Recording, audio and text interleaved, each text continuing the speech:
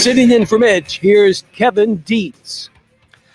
President Trump is in Michigan tonight, just one day after Joe Biden visited, as both fight for one of the nation's most important battleground states in November's election. Will Donald Trump respond to Biden, or to a new book by Bob Woodward, or to both? Biden on Wednesday rolled out a plan to create more manufacturing jobs in the United States by taxing businesses that move jobs overseas and offering tax credits to those that invest in the U.S. Donald Trump spearheaded America First back in 2016. Now Joe Biden is using his playbook here in Michigan. Joining us now for a preview of the president's visit is Raczkowski, chairman of the Oakland County Republican Party. Rocky, thanks for being on the Mitch Albom Show. Hey, always great to talk to you, Kim. Yeah, it looked like a lot of Trump supporters got a head start showing up last night in Warren at Joe Biden's event. What do you think the crowd's going to be like tonight in mid-Michigan? Well, you brought up a very good point that I think there were more Trump supporters in Warren than there were Biden supporters. But I'm already hearing, by the way, Jeff Cawley from Cawley Ferrari in West Bloomfield and Bob Ferguson just called me and told me that there are already over 8,000 people outside. There's a big lineup. There's already thousands of people packed up at the airport right now waiting to see the president. And we are about 2.5, 3 hours out still. And there's still people driving up, packing in. So this is going to be a huge event for the president. And as most people may not know where Freeland really is, Freeland in the airport is halfway between Midland and Saginaw. So these are folks that have driven up from Southeast Michigan, from all over that central thumb or the Bay, the Tri-County Bay area that came to see the president. And I think he's going to have an incredibly warm reception. So are half of the cable channels going to be saying that everybody was in danger because the crowds were too big and there wasn't enough social distancing or masks being worn? Well, that's true. I've seen a lot of cable news shows already on all the channels that you can potentially think about, the alphabet soup of channels, talking about the fact that on DonaldJTrump.com, the website for the president, for these events, they have a disclaimer that talks about the coronavirus. And they're talking about how there's this disclaimer that you have to waive the disclaimer to attend these events. That's not true. People can wear masks. They can socially distance. They will be socially distanced. It's outside, and it's outside on an airport tarmac near a hangar. So quite frankly, this is a very safe location, and I don't think anyone should worry. It's not in a building. It's not close quarters. People aren't going to be kept close quarters. There's a lot of acreage there that people are spread apart. So yesterday, Joe Biden sounded like the America First president. He's going to tax people who send jobs overseas and have credits for people who bring jobs here and build new factories here. Is Donald Trump going to have something to say about that tonight? I'm sure he will, because it seems like Joe Biden is now taking a playbook out of Donald Trump's campaign and actually what he's done. Joe Biden has had 48 years to make a difference, and he's made absolutely nothing.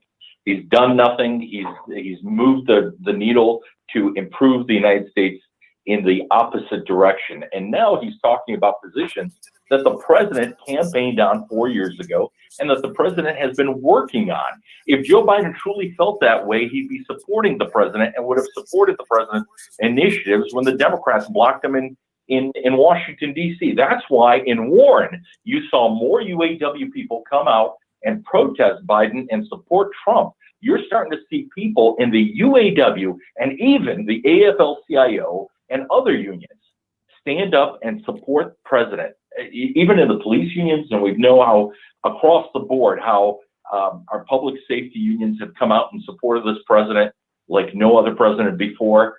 I've got to tell you that he is taking a conservative message, making it populist and putting America first. There's nobody has done that.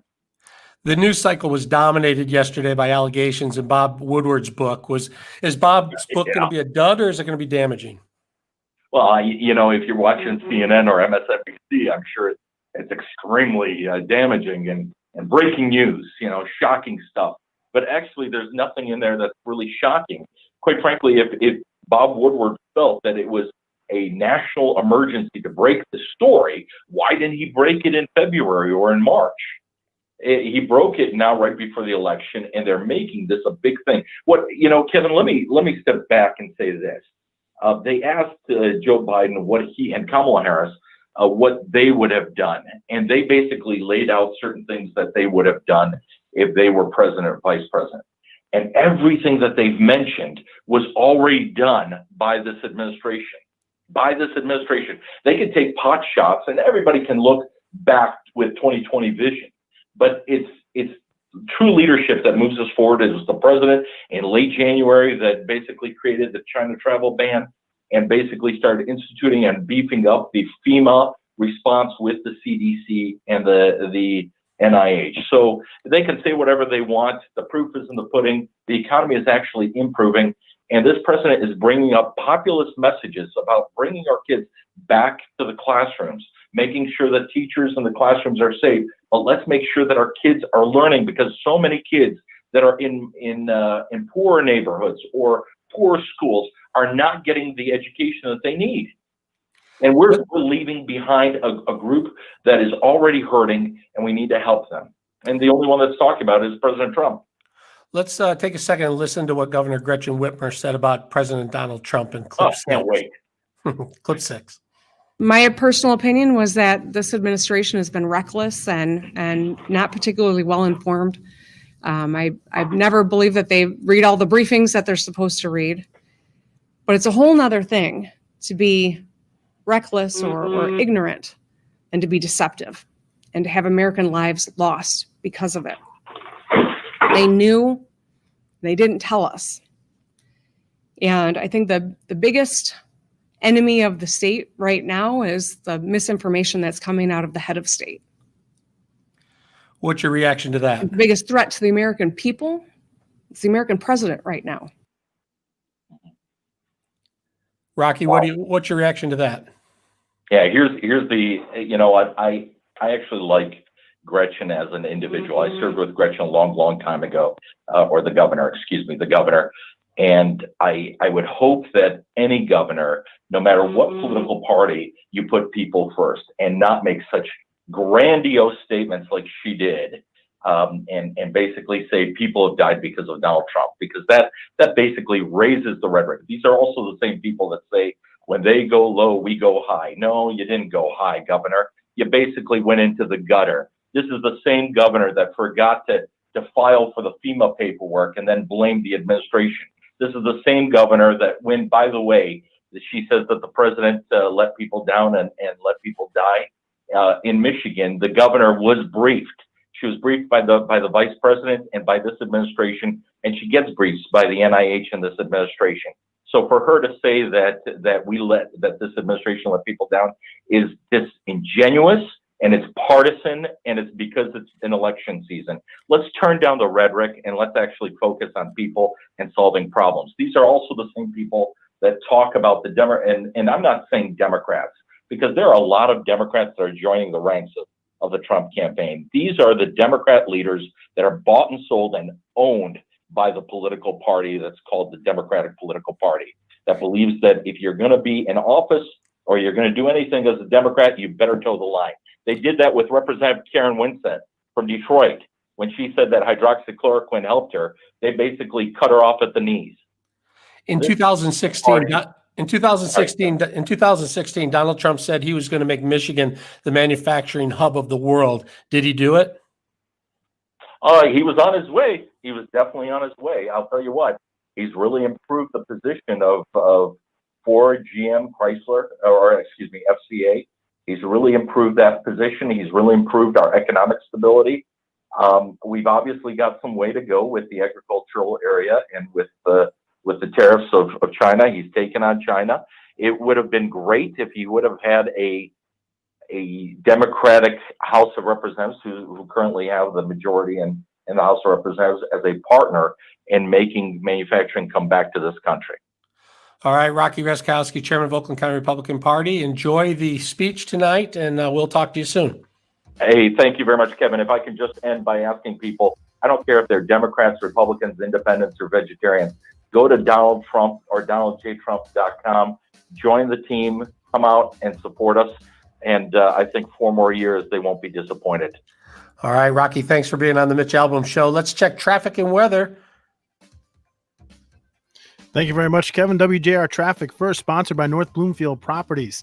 If you're looking for a place to call home, let North Bloomfield Properties find the best place for you and your family. They also provide pre-screened quality tenants to their property owners. They love to match good people to good homes. Contact them today, northbloomfield.com.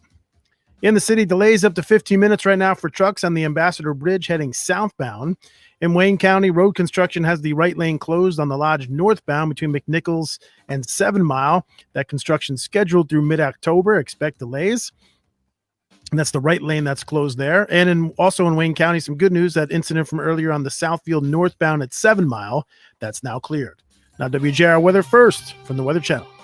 It's been a gray Thursday and more cloudy weather here into tonight. I think the sunshine returns into our Friday forecast and into the weekend with some warmer numbers in the 50s for tonight. Most of the range west of Lake Michigan. Partly cloudy Friday, high of 70, and then the chance for some late day showers Saturday, high of 78. Sunday, partly cloudy, 75. I'm Scott Laurie with the Weather Channel on News Talk 760 WJR. The Flint Institute of Art's magnificent art museum, right in our own backyard, less than an hour away from Detroit. All right, Clay's checking in, Carolyn's checking in, Jerry checking in. Thanks everyone for joining us here on Facebook and YouTube. Do you want to admit your first mistake of the day, Mike? Geez, officer, I don't know what you're talking about. When I throw to traffic, I'm going to need to know who's in traffic. Oh, well, my first mistake was your first mistake because I put it in the private chat. Oh, that's my first mistake. That's on me. That's okay. That was like my third mistake anyway. I only read up to traffic 13. Yeah, well, that's okay because I rushed in here and I was on the phone with someone, and so I ended up playing the wrong open. So that's what I thought you were talking about. Oh, so it's 1-1. You confessed. You confessed. You didn't need to do that. You were up 1-0. Ah, that's okay. You know what? When you make a mistake on a radio station with this big of signal, there's and now the internet, there's not much hiding. So might as well just people are going to let you know. Yeah, so might as well just fall on the sword here. How are we doing on Facebook? Are people mad at us today? Are they happy with us? How are we doing? They're not. Well, they're not as mad. They're not as mad as Rocky as they were with our first guest. Yes, I have to wear my glasses to see if people are mad or not. Nope. Hey, Clay, how are you? Jerry, welcome. Yeah. So far, and I think that's our next guest calling in. Okay. So we are good to go. Yeah, that pregnant pause with Governor Whitmer in their soundbite today. That was my second mistake. I talked over the soundbite. But you know what? Because it threw me off during Guy's show, I actually potted you and Rocky down during it because I know I would have talked over it. So the only people who would have heard it was the internet. So that's like half a mistake. I think I listened to it earlier though, so it really is not. It's like Yeah, and Joe Biden yesterday. Joe Biden had a pregnant pause that kept getting talked over, but it was such a long pause that if somebody talked over it, I was just able to kill the pot, so it didn't sound like you were talking over it. Yeah, I was. I like to listen to right before I go on, but I was listening to Biden. He was talking on CNN, and I thought it was live, and it wasn't. It was live on tape. But, now, was he responding to Trump's response to Woodward, or what was he responding to? They had him on several different topics. So, I see. Making the rounds. Yeah, it was very similar to his speech yesterday. Just it was in Q&A form rather than. But Jake Tappert had it. He was at least asking him questions. Like he was saying, well, you did this when you were vice president and you didn't do this. You didn't get NAFTA done. You supported NAFTA. You supported the China agreement, different things. It was interesting. Good for them. All right, we're back in 10 seconds here. 1985. We shop, you save. Get full details on the example policy at selectquote.com/commercials. Your price could vary depending on your health, issuing company, and other factors. Not available in all states. You're listening to the Mitch Albom Show on the great voice of the Great Lakes, 760 WJR.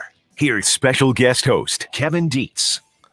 Well, if you were anywhere near a TV set last night, you probably heard some fiery discussions about Bob Woodward's new book, Rage. Joining me on the line now is a friend, Raczkowski. She is an attorney, a longtime journalist, and a political coach.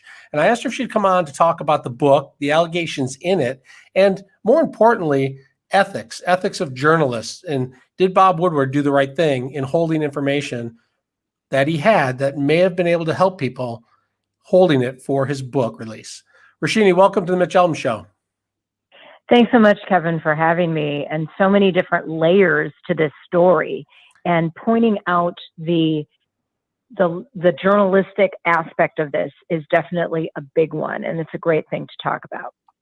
Yeah. So when this first came out, it hit me as, whoa, that's a little concerning that the president had this information and then, and didn't share it right away. But then I was thinking to myself, I'm like, well, I kind of remember this all playing out. And I kind of remember the president and Dr. Fauci and other politicians all kind of saying similar things, that we think this thing's dangerous, but, it's not here yet. So let's not shut down the country. Let's not shut down the borders. Let's not shut down our businesses. It seemed to me, and I'll have to look at all the dates and how this thing plays out when the book comes out and I can read it for myself. But at first it seemed to me like, well, is this a huge bombshell, or is this something we kind of knew and it's just repackaged for us? Right. And I want to read it myself, but I have done a little research on the different people, different voices from all sides of the political reporting, how they are describing the book, as well as some words from Bob Woodward himself. So analyzing it through all of that, you kind of have to still look at it on 2 to 3 layers. So there's the 18 hours we're hearing over 8 months of interviews. That's something that I can't necessarily blame Bob Woodward for not sharing information. But if Bob Woodward truly felt the world was in danger, you do have to ask yourself ethically, should I take that to someone, right? But then we also have to look at the president. The president, and I have talked with you about this in the past, I've talked on my radio show about this, he is definitely known for saying things and then the very next day turning around and saying the complete opposite thing. So it's not shocking to me that the president contradicts himself when you look at the various dates and the tape and the press conferences. Juxtaposed on top of it all is we have a virus that still scientists and medical types are learning about. And definitely in February and March, we didn't know what we know now. And it's even more confusing now on many fronts. So I can't blame many officials, Dr. Fauci included, for one day saying one thing and the next saying, hey, yeah, you do have to wear masks. So we have to sort of look at this book not in a vacuum, but all of the layers of the personalities, Bob Woodward, President Trump, as well as the reality of what was happening with the coronavirus. I was flipping around channels, kind of trying to watch the reaction, and I watched a little bit of CNN, and one of the anchors there called President Trump's press secretary a liar, saying she's lying. And I flip over, and on Fox, President Trump is calling in to one of the news anchors over on Fox News and telling his side of the story.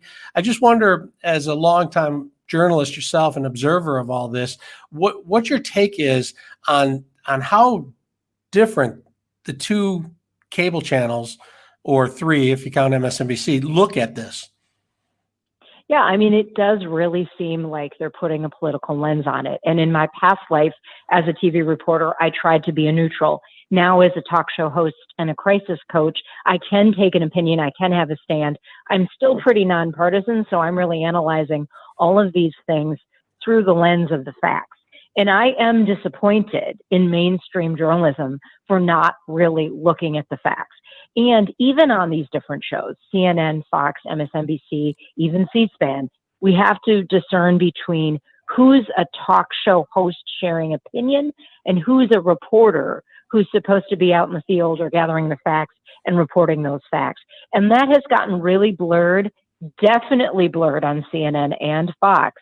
And that's why both of those networks get the reputation that they get. As a political coach or a crisis coach, what would you advise the president to do as this book comes out with a couple of months to go before the election? Well, I've said before, I don't know that the man is coachable, but here's the thing. He shouldn't say much. He really shouldn't. I mean, 18 hours or 18 interviews over 8 months, it's like you've said a lot. Now, let's just see how it plays out. But I think we know that President Trump likes to share, and he does so on Twitter. He does so in ways that create other messes for his team or others to clean up. But he also leaves a lot of fodder for talk show hosts like you and me to talk about it, have our own opinions, as well as journalists to cover it and have to dig into it. And what we've seen is journalists aren't necessarily truly exploring all sides of stories. And that's what I'd like to see more of.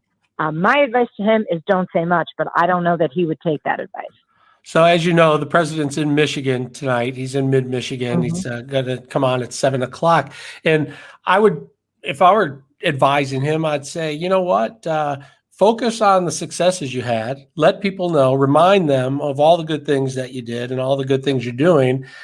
But I don't think that's what he's going to do at all. I think he's going to have Joe Biden in his sights, who was here in Michigan yesterday, saying that he is the one who is going to help bring manufacturing jobs back to Michigan, and he is the one who's putting America first, not the president. I think he's going to attack Biden, and I think he's going to attack Bob Woodward as well. Last night he was pretty calm. He was kind of like, well, I don't know. I haven't seen the book. I'm not too worried about it.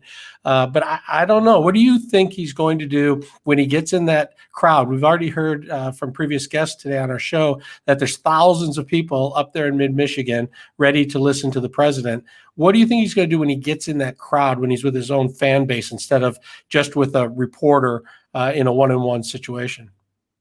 Right. Well, tonight's crowd in Michigan is prime real estate.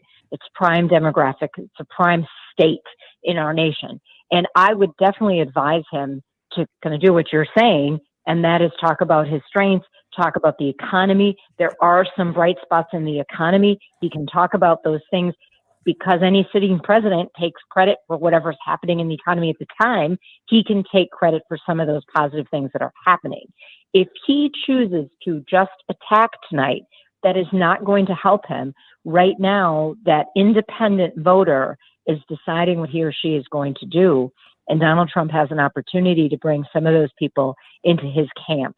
So I would advise him not to attack, to talk about his strengths. I mean, look, he has a press conference talking about the picks for the Supreme Court if he were to get a second term. Like, those are the kinds of aspirational things that actually play better, and that's the sound that the president and his team would want out there.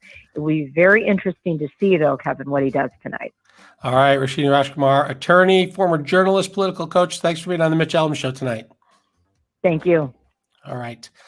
We are going to take a short break. When we come back, though, we want to hear from you, your calls on these issues and others. 877-44-MITCH. You can text or call 877-44-MITCH. But first, let's check traffic with Michael Stetz. This report is sponsored by Indeed.com. If finding a high-impact hire is a serious goal for your business, use Indeed. Their flexible payment options mean better bang for your buck with no long-term contracts. Indeed will even give you a $75 credit for your first sponsored job post at Indeed.com/high-impact. Terms and conditions apply. In the city, an accident on 96 westbound at Greenfield Road that's blocking the right shoulder. And at St. Clair Shores, you're moving slowly right now on 94 eastbound between 696 and 12 Mile. Now, WJR weather first from the Weather Channel. Overcast skies for tonight with a low around 55. Right now it's 64 degrees. I'm Michael Stetz, WJR News in 2 minutes. If we've learned anything during the last several months of COVID-19, it's a fact that our offices, schools, factories, and retail businesses need to be consistently. Okay, what's your name? Where you calling from? All right, looks like we'll have a couple calls in the hopper coming out of news here. All right, good.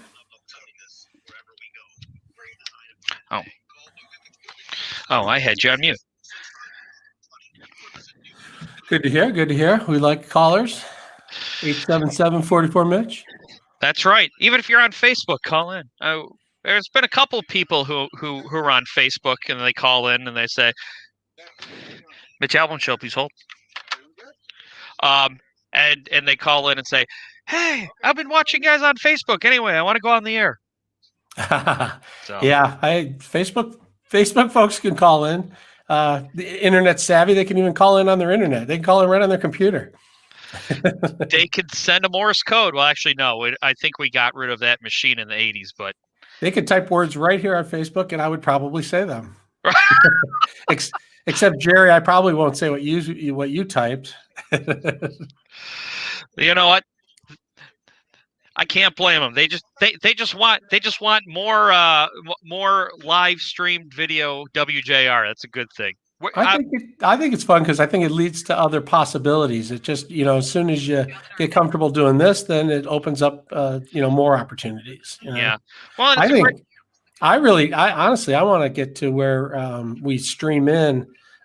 We give out our StreamYard code to callers and they pop on visually and chat with us too. That would be cool. It's easy to do. You just gotta, have a little faith in in who's calling in. Of course, you got the dump button. You can still dump right from the audio on. Yeah, I mean, I can dump over the air, right? Not on the internet. But then again, like I said, we're not beholden to the same rules on the internet as we are on the radio. Yeah. Although, but after a while, we'd get a memo from someone saying, "Hey." Yeah. Okay, Mike. Those 7 dirty words you can't say on the air. You can only say 5 of those on the internet from here on out. But no, it's a great way to talk to. It's a great way to talk to. Well, you get real time feedback. I like if obviously we kind of go on to the radio and we're focused there, so everyone talks among themselves. But as you get more comfortable and go back and forth, it can be way more interactive. Yeah. Well, and the real time data the real time reaction is great because I'm surprised. I'm surprised at how nice people have been to us on Facebook. Usually it's the opposite. People have their manners on the radio, and then on Facebook, they let it fly. But I got to say, the interaction on Facebook is more friendly per interaction. People are never nice to me. Social media, social media, or right to my face. Just no nice whatsoever. Either way. I am nice to you, but that's because I was told that you don't have long to live. Because nobody else is nice to me. That's why you're nice to me. That's right. Well, I'd like to pick the last topic. How's that going? Not well. Nah, it's gonna be fine. We'll make it work. Something will strike you. Don't worry. We think we have something. I want to see how the next hour goes, but we think we got something. All right, I like it. The mystery spot. That is the mystery spot. 6:45 is the new mystery spot. Eric's mystery spot. Wow. What will the topic be? Yeah. All I need from you guys is your banking information. Yeah. Eric has a rich uncle who died over in Rwanda, and all they need is his bank account info, and they'll move all the money over into it for a tiny fee. They'd be happy to just send it all over here to us, and then you get a friend, and you get a friend, and that friend gets 2 friends. Let me tell you guys, if you want to be your own boss, let me tell you about my multi-level marketing scheme. I love it. I'm selling LuLaRoe. Everyone go check out my remember that? Everyone was sold LuLaRoe for 6 months, and then I don't remember that. How did I miss that? I don't know. Man, you're not the demo for it, I guess. Here we come back in 20 seconds.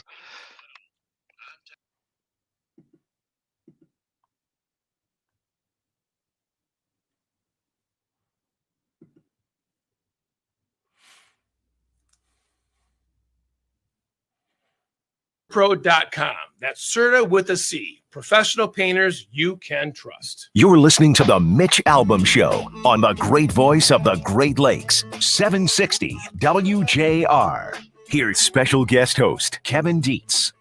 877-44-MITCH. 877-44-MITCH. The president is in Michigan. Bob Woodward has a new book coming out, and it's open lines. We want to hear from you. Let's start with Ken from Livonia. Ken, welcome to the Mitch Albom Show.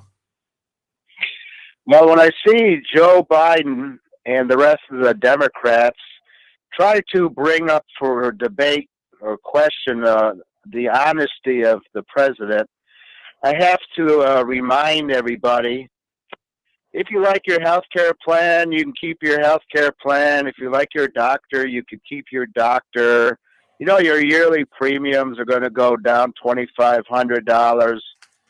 It's important to keep in mind that Joe Biden, the former president, and the rest of their party deliberately misled, deliberately lied to their own supporters, lied to the American people in order to get Obamacare passed.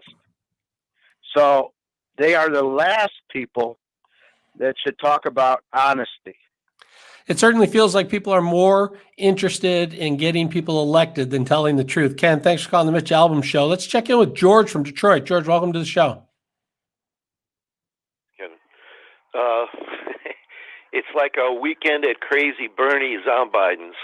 I mean, it's amazing. If you watch this guy, I call it the mobile basement campaign.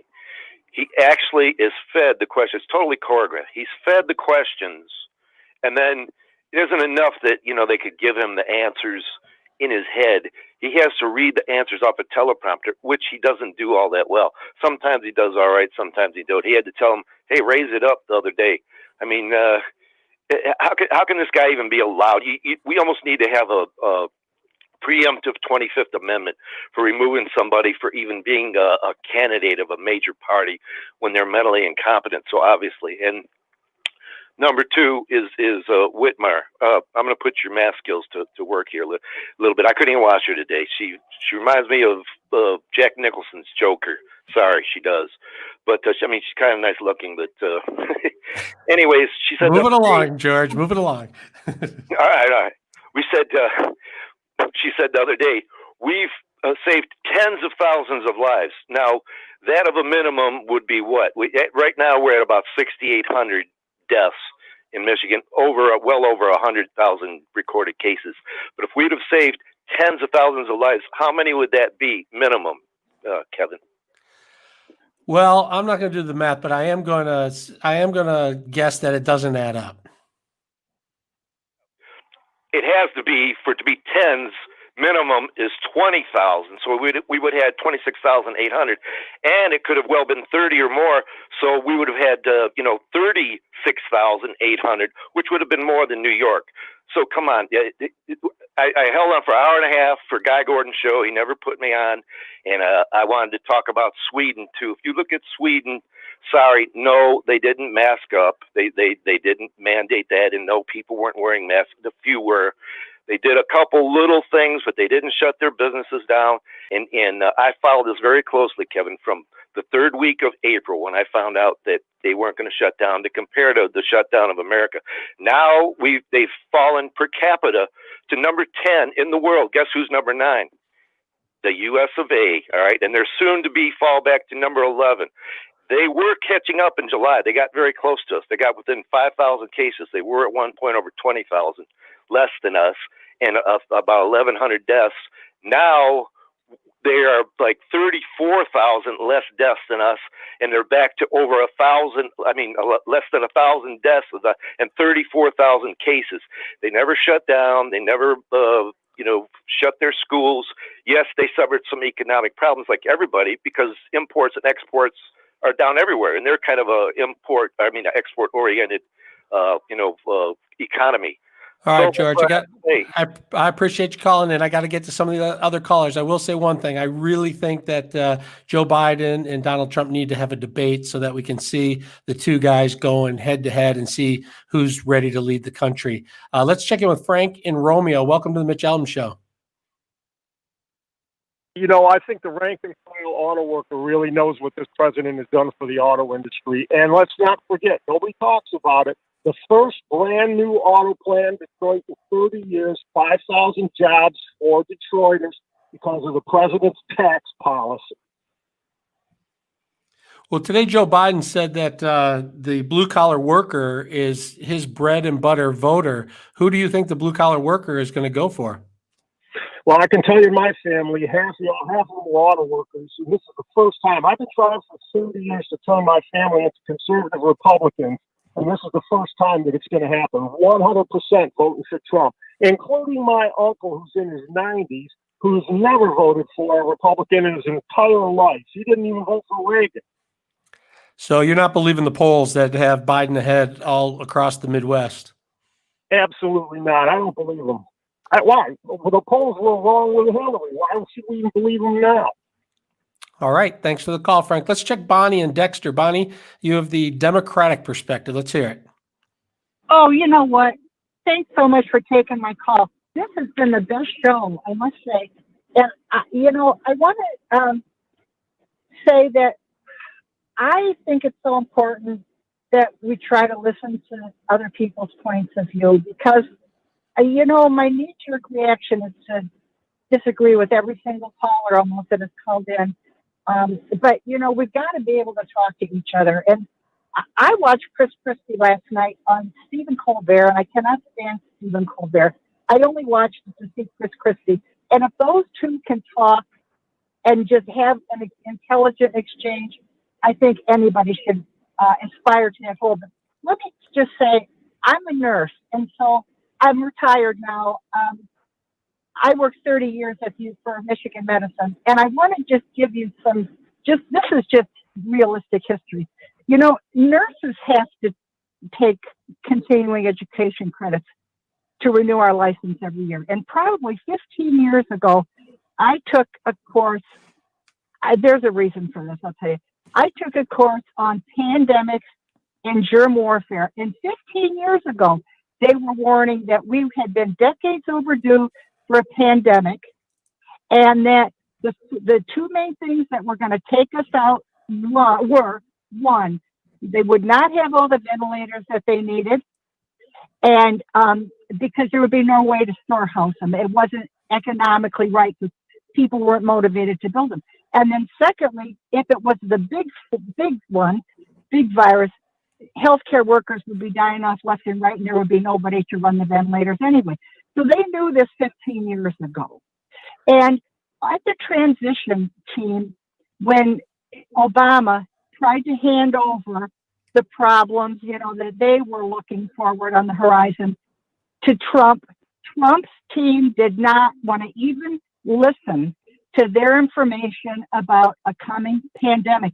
They knew this as far back as Obama's second term. There was no prep, and he does not care about anything he doesn't understand. He doesn't want to even take time to have anybody explain things to him. So, I feel that as far as leading a country, he missed a chance to be a true wartime president, because you cannot tell me they did not know when our intelligence service was telling them back in November something bad was going on in Wuhan, China. It was reported to the Joint Chiefs of Staff. They knew this back in November before the Chinese doctors started dying. All right, Bonnie, we're up against the clock. I appreciate you calling in. I appreciate your perspective, and I thank you for your service as a nurse all these years. Thanks for being on the Mitch Albom Show. All right, we're going to take a quick break, and then we'll be back. We're going to talk a little football. Tonight is the first night of the NFL, and Dave Birkett of the Detroit Free Press is going to be here to talk about that. But right now, let's check traffic with Michael Stetz. This report is sponsored by Fresh Time Farmers Market. It's no surprise that healthy living begins with what we eat. Stop by Fresh Time Market for large red, green, or black seedless grapes. 99 cents a pound. Now through September 15th. You can trust Fresh Time to bring you real food at real affordable prices. In the city, an accident on 96 westbound at Greenfield Road that's blocking the right lane. And in Wayne County, road construction has the right lane closed on the Lodge northbound between McNichols and 7 Mile. That construction scheduled through mid-October. Plan on delays. Now, WJR weather first. From the Weather Channel, sponsored by the Restore Wellness Center. The Restore Wellness Center will reduce the pain and scar tissue, improve blood flow, nerve function, and muscle stimulation. Call the state's best non-invasive laser therapy treatment centers today and get your first treatment free. Call 800-935-5959 in Brighton, Shelby, and Bloomfield, or RestoreWellnessCenter.com. It's been a great day today. We'll continue to hang on to the cloud cover into tonight. Just about the whole state of Michigan covered up with the clouds. All the rains west of. All right, well, we're going to try to get Dave Birkett on here in a minute. How ready are you guys for football to finally be back? I am ready for some football. I hope. I think we got a good game tonight. That's one thing that's going to be fun. I don't know what it's going to be like with no fans in the stands. I watched the first week of baseball because there was no fans in the stands. That's why I started watching soccer again. That's why I started watching wrestling again, just out of pure curiosity as to what it would look like. And I gotta say, I'm kind of used to it. I don't know about you guys. I mean, I didn't mind like hockey not having fans and all. And basketball is kind of cool how they like live stream people's faces on there. It's kind of interesting, but I don't think it's gonna be much of a difference. You're just gonna be able to hear a lot more of the players than you normally would. Yeah, I love football. So in football, to me, it's not like I know the game inside and out. I have to watch it all. I have to keep my eye on what's going on. So I'm not worried at all about what's going on in the stands as much as baseball, where they hit a foul ball and if they're going to catch it or or interfere with it or something like that. So I'm going to watch that. But it's going to be interesting. It's going to be interesting to see how the networks cover everything, how the players decide to cover it, what they do with the national anthem. All that stuff is going to be very interesting to watch. I think they're going to have some pretty good ratings tonight. Yeah, and talking about how you're looking forward to tonight's game, I really hope that Pat Mahomes and Deshaun Watson and Lamar Jackson, they can all stay healthy for the next decade, because it's going to be a lot of fun to watch. I mean, Lamar Jackson, I can check this with Eric once off the phone. I think he got hit more than any quarterback last year. Mahomes had an injury. Deshaun Watson, so far so good, but there's not a whole lot of players that I watch and go, wow, how did he do that? But Patrick Mahomes is definitely one of those, wow, how did he do that type guys. Yeah, he's so fun to watch, and I don't want to be out, fear mongering out there or anything, but this whole COVID thing, it's like one of those things, like you don't know what else might happen down the road because it's so new. I would be so afraid that catching COVID might do something to your lungs or your liver that would cause some other problem down the road. I would hate to see some of these young athletes, same with college, same with the high school kids playing, find out later that only to find out later that there's all these side effects or additional effects. I hope not. I hope we've seen the worst of it. Yeah. I know. It'll be interesting to see in 10 years kind of because one of the things is that it can do, some of the first time we had COVID, I guess we just called it SARS. I guess SARS had some long-term effects, even people who weren't quite symptomatic. Yeah, I mean, do the players have a choice to play or not? Can they sit out? They can opt out. There have been a couple. A guy actually for Kansas City, like a lineman for Kansas City. Wide receiver too. Yeah, in his off season, he's like a volunteer, like nurse or something in his hometown, and he opted out because he felt that he needed to be doing that instead of playing football. If I had $50 million in the bank, I might opt out and take a year off and then come back. Fertility.com. You're listening to the Mitch Albom Show on the great voice of the Great Lakes, 760 WJR. Here's special guest host Kevin Dietz. Are you ready for some football? Super Bowl champions Kansas City Chiefs are going to play tonight, but with a limited number of fans at the home opener tonight. This season, NFL, most teams are going to play at least their first home games without any fans in the stands. In addition to losing traditional home field advantage, the business around stadiums is dismal at best. It's going to be football like no other season. And joining us on the Mitch Albom Show now is Dave Birkett. Dave from the Detroit Free Press, thanks for being on the show. You got it, Kevin. How are you? Good. First of all, I'm excited to watch some football. I really can't wait to actually see the game and the players get going. So that wants to be my first reaction to all this. When you covering sports and being a fan, what is your first reaction? No, I think you're right. I think it's good just to have some normalcy back, I guess. This is the time of year that football's always starting up, and the past 6 months have been so different, so unique that just to have something starting on time, and even if fans aren't going to be on the stands, the product on the field will be, like we've always come to know football as. So I think it'll be good to have that. It will be a unique experience. It will be different watching it in the stadium with no fans, but I'm anxious for the season to get started too. So generally speaking, how are they going to determine who plays? They're taking tests daily or the day before. Are players able to opt out? Have many players opted out for the season?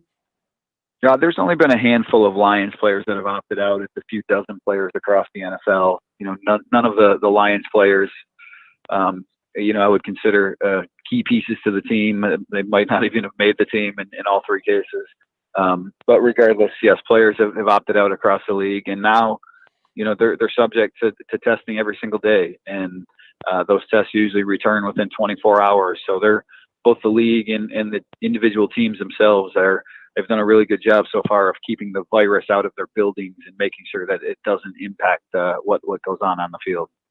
Yeah, it's a tough decision for players. I mean, their lifespan in the sport is much shorter than most other sports, only a few years, 3 to 5 years maybe at best. Yeah, I think I don't know what the latest numbers are, but, it's somewhere when people talk about the average of a player, it's usually 2.5, 3.5 years. So, a lot of the guys that opted out were in that category too, young sort of veterans who were, bubble type players who could maybe use the extra year of to go towards their pension. So, it's something that I'm sure these guys have all thought long and hard about the risks and the rewards of playing during coronavirus. So what do you think is going to happen tonight? Do you think there's going to be protesters outside of the stadium? Do you think players are going to protest inside the stadium? What are you expecting tonight? Well, I don't know about tonight. I mean, Adrian Peterson said that, he will be taking a knee during the playing of the national anthem on Sunday. It's the new Lions running back, of course. I think you're going to see a lot of that tonight across the league all weekend, all year, maybe even. I mean, it's something that, obviously what's going on in this world outside of sports and outside of the pandemic really, it's impacted a lot of people. And we've heard the Lions talking about it plenty and just the impact that it's had on them. So it's definitely something to consider here and to keep watching as the season goes forward. All right. So for Lions fans, us fans who are ready for a Super Bowl championship this year, what are we looking like? How good are the Lions this year? Well, I'm certainly not going to proclaim them Super Bowl champs and or Super Bowl contenders. I mean, they have a long way to go to reach that. But I'm optimistic about the season. I mean, I think more so than I have been in recent years. My prediction came out in the paper today, and the one thing I wrote was I look back at the 2018 season, and there was such a negative vibe about the Lions that year and Matt Patricia and everything that was going on that I remember I docked them 2 wins just from the time when the schedule came out and I do my prediction, my quick, what they're going to be record wise to the time that the preseason started or the regular season started. And this year I have the opposite feeling. I think they've handled the off season the way that they should. They've let players be people, not just football robots. And so I think that can have a positive impact on everything that goes on. When I think of Adrian Peterson's name, I just think of this beast, and I wonder, is he still a beast? Is he still able to do what he was doing in his prime seasons? Where is he at in his career? Yeah, he's not probably the Adrian Peterson that most Lions fans remember and hold up on this pedestal from those early years in Minnesota. I mean, he was, that's where he got his Hall of Fame credentials. And you look back his first 4 years, looked at the numbers today, I think it was about 1,400 yards he averaged. That's when he was playing for the current Lions offensive coordinator, Darrell Bevell. And I certainly wouldn't expect numbers like that this year. But if you ask me who's going to lead the team in rushing, I think it's going to be Adrian Peterson. I think, if he stays healthy, you're probably looking at him getting, maybe the slight majority of the carries, running for 750, 800 yards.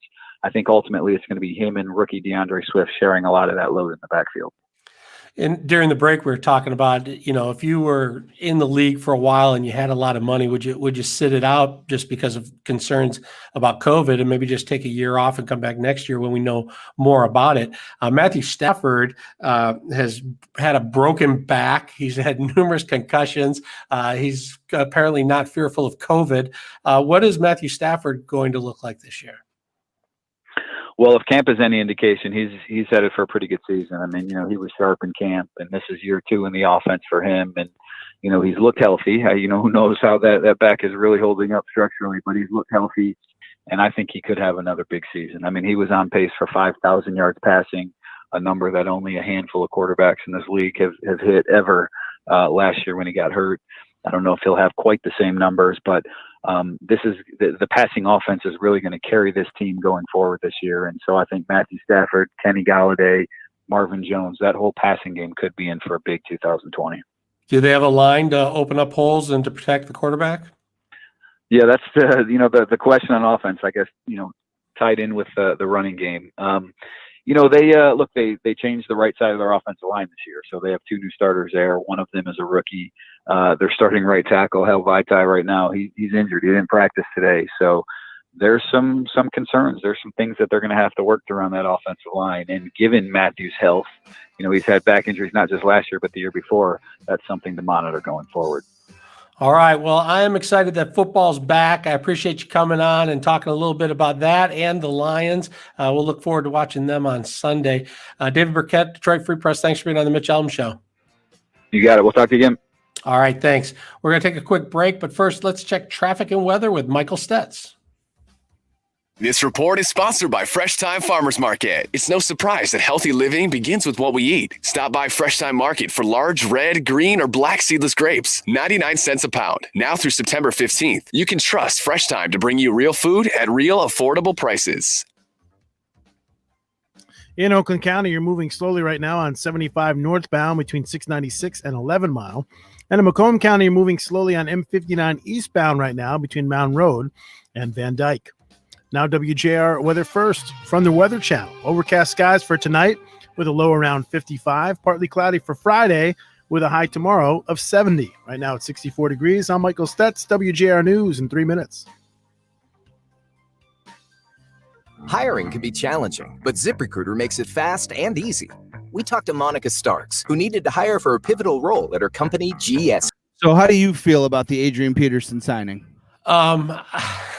I think it was done to sell jerseys and not win championships. I don't know. The Lions, I got so frustrated when Barry Sanders had to walk away because he didn't feel like they were keeping the line strong enough to support him and to get to the championship. And he felt they traded away linemen way back then.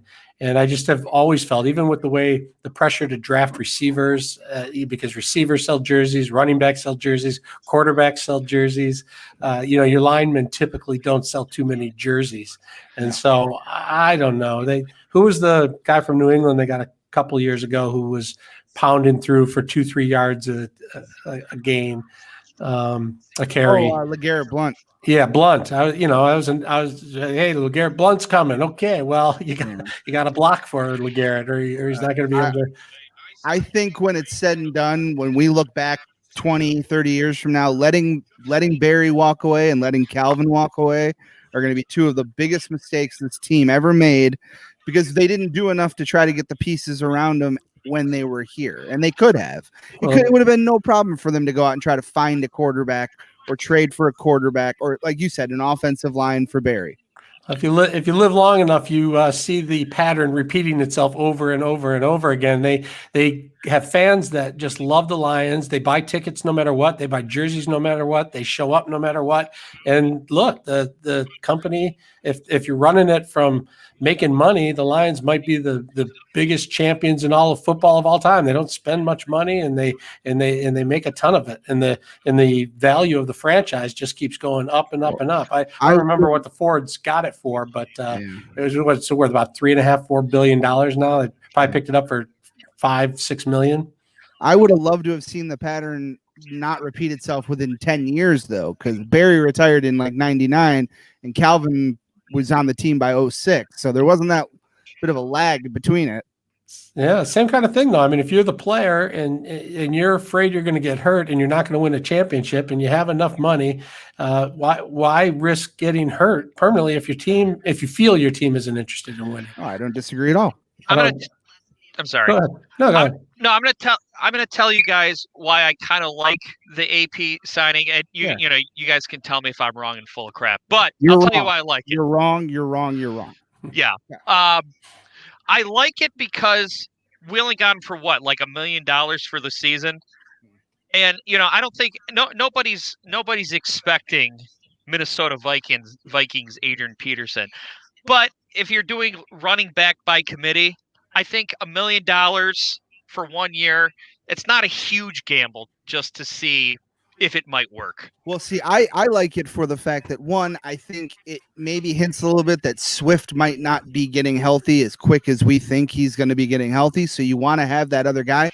But two, I mentioned this the other day, he's a veteran presence. He can give Swift and carry on a little bit of knowledge on what to do. And not to mention, he could still run the football. Like, he's not going to rush for 1,000 yards, but he could still pick up a couple first downs for us. Yeah, he had a 1,000-yard season in 2018. I think he did 800 yards this past it. So obviously, it pales in comparison to when he was the best running back in the league. But those are respectable numbers, especially for a running back. If he's not over 35, he's close. Oh yeah, I think he is right at 35. I like he's right at 35. I like the signing, guys. I just don't want fans to have any false hope. It's not the answer. It's not going to be the answer. The Lions don't operate in a way where they're looking for the answer fans are looking for. You know, I'm a big under-promise, over-deliver type guy, so I'm never going to oversell anything to you.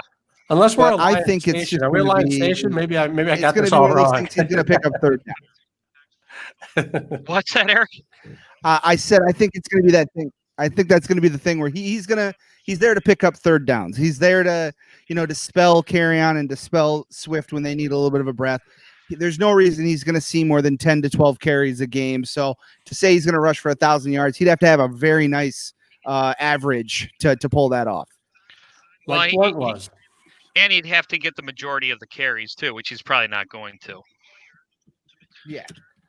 Well, I'm just glad they're coming back. It'll be fun to watch. I'll be looking for Adrian in the backfield. I think that'll be fun to watch. And if it gets the receivers open a little bit more, then all the better. Well, and you know what? You say you're glad to have the NFL back. I think there was a point in time where people didn't know if there'd be any sports this year. I'm even starting to think that it's more likely we'll see Big Ten football than not. I just don't think it's going to happen. I think the Big Ten's going to sit on it. They're going to just stick to what they've decided. And to me, college football doesn't make sense right now. Like, if we're asking pros to do this, I don't know how we're going to ask 22-year-olds and let alone high schoolers to go out and, self-quarantine and all this. The only reason I think it will happen, because I think right now the Big Ten's actually being smart.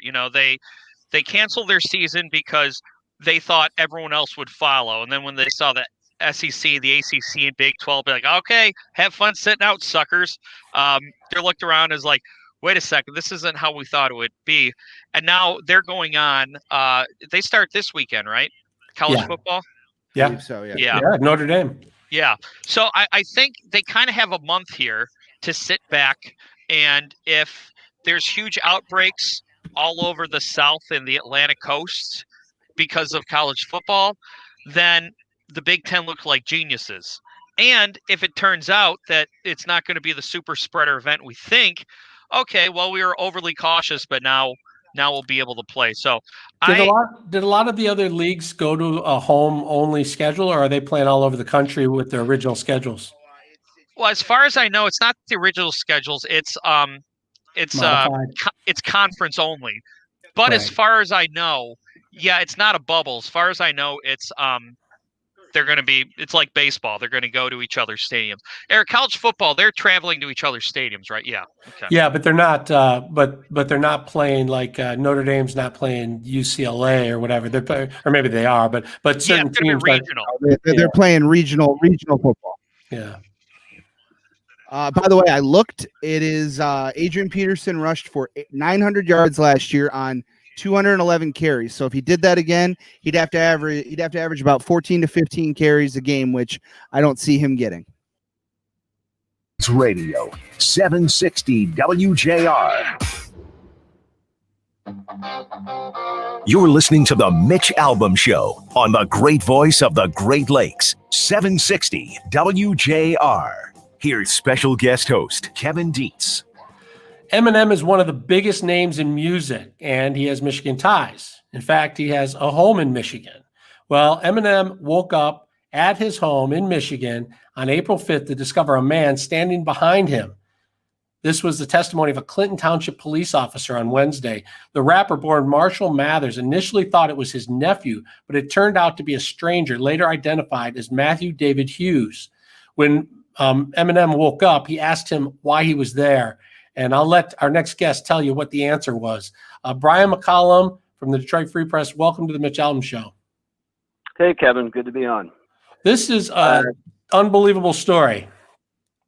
Yeah, it was quite the twist in Macomb County Court yesterday.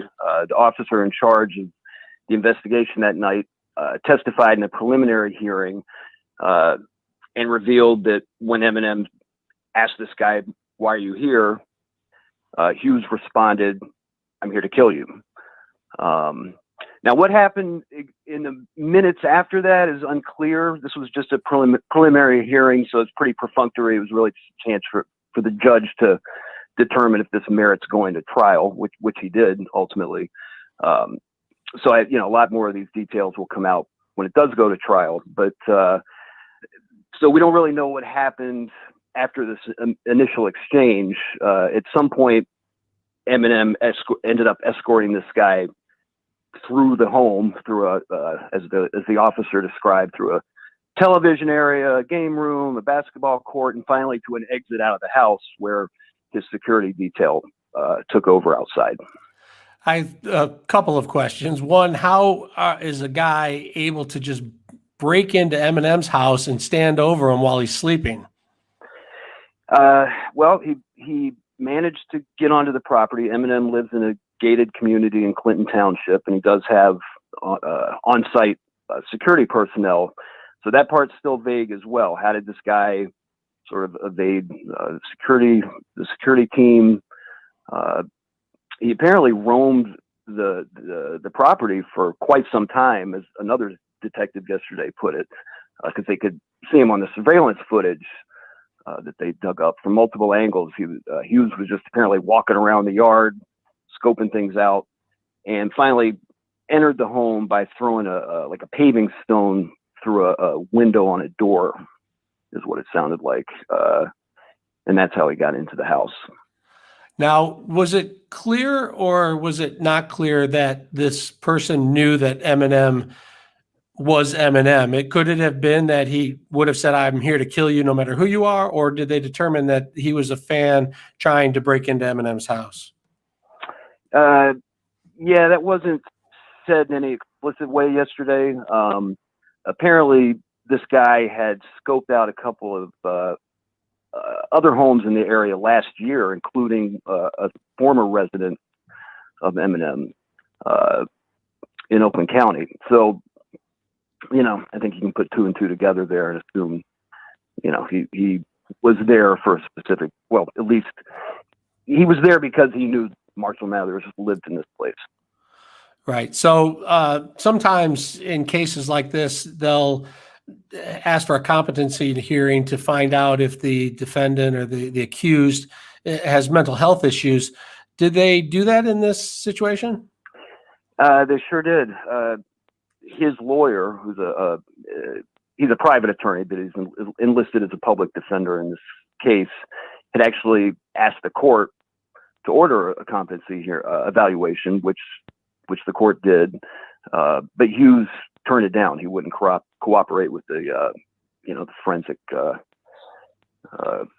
evaluator, who I think was in Lansing. So it never happened.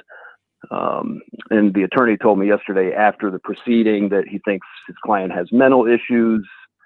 So I think I got the sense maybe his hope is to hang his hat on that sort of defense. Yeah, it's kind of interesting the way it sounds, the way the detective testified that once Eminem realized this was an intruder, somehow it became less it wasn't terribly confrontational, that Eminem was able to say something to him to say, look, you shouldn't be here, and it was able to get him out of the home. But as soon as he got out of the house, the Eminem's own security then jumped into action once they realized what happened. Is that correct? Yeah, the police said when they showed up, one of the security guys was, quote unquote, wrestling with Hughes on the ground. So I'm not sure how sort of violent or confrontational it had gotten at that point, but they managed to subdue him, and the police showed up and took over from there. But it had to be a pretty chilling and rattling night. I mean, just the scenario that we just talked about is unnerving enough, to think about. But the other twist here is to put yourself back on April 5th and just remember the state of mind we were all in at that point. The world was on edge. We didn't know what this virus was doing. We'd all been shutting ourselves in our homes for weeks, trying to stay away from outside human beings. And then a dude just appears behind your bed while you're asleep. And, it's just there, I would imagine, was a lot of anxiety attached to the whole situation. I read your story. Did the police think or determine that this was a homeless man? Was he armed, or did he have any weapons in his car, or what do we know about that? Yeah, they said no weapons were found. So, not clear how he intended to carry out whatever he at one point may have thought he wanted to carry out, but no weapons were found on him. Yeah, so I have a friend whose friend owns one of the houses that Eminem owned in Oakland County before. And he's lived there for several years, maybe more than 5.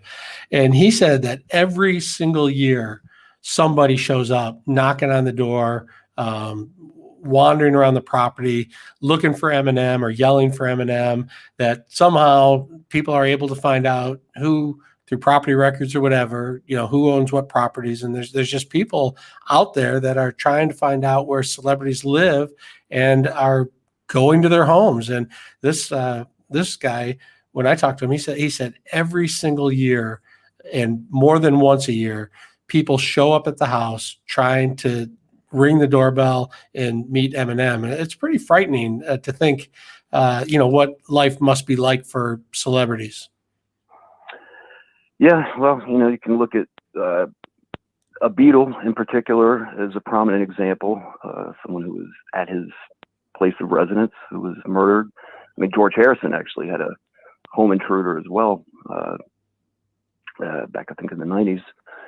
So, yeah, and it's the perils of fame. It's the flip side of having a lot of people love you. A lot of people get obsessed, and that's something Eminem himself has eloquently addressed in song.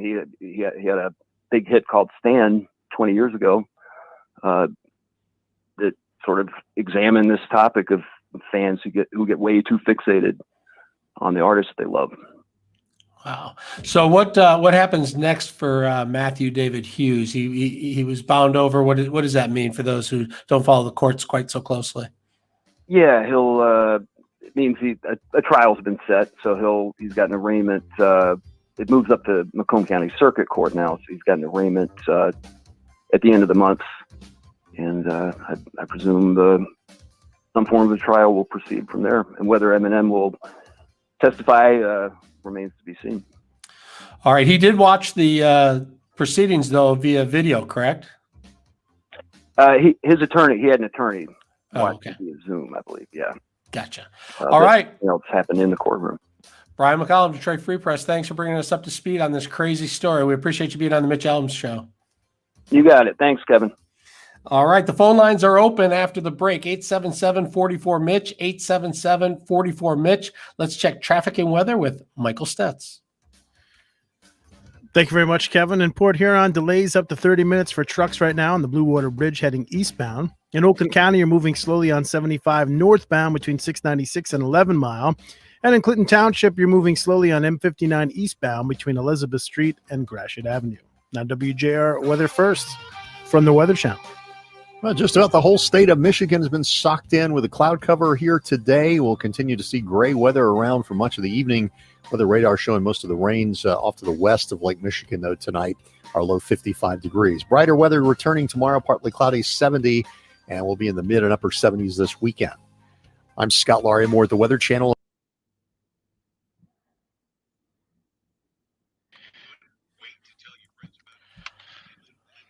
Hello, gentlemen. That was a great point Brian brought up. It's almost like Eminem prophesized this with that song "Stan." Yeah. It's on point, as the kids say. Yeah, self-fulfilling prophecy. I remember Eminem's brother went to my high school. He was a grade behind me. And I actually felt bad for the guy because it seemed like either wanted to hang out with him because he was Eminem's brother, or they wanted to mess with him because he was Eminem's brother. That's a tough shadow to try to get yourself out of. Yeah. That's been going on for a long, long time. That I don't know.